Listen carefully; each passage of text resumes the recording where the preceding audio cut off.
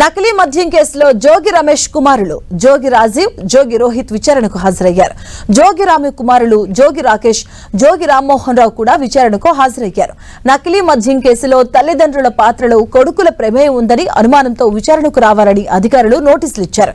నలుగురిని సిట్ అధికారులు ప్రశ్నించారు. కూటమి ప్రభుత్వం కక్ష సాధింపులకు పాల్పడుతుందని వైసీపీ నేతలు ఆరోపిస్తున్నారు.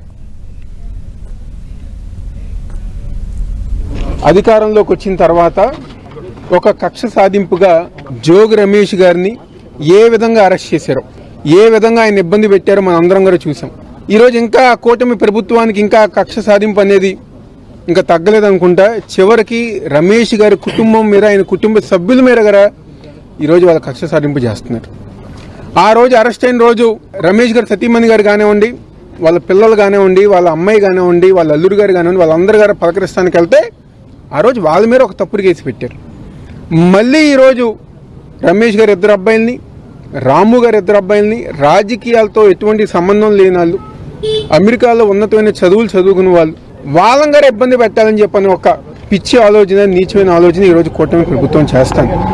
విచారణ పేరుతో రమ్మంటున్నారు, నోటీసులు ఇస్తున్నారు, కేసులు పెడుతున్నారు. ఇలాంటి పనులన్నీ గారు కూటమి ప్రభుత్వం చేస్తుంది.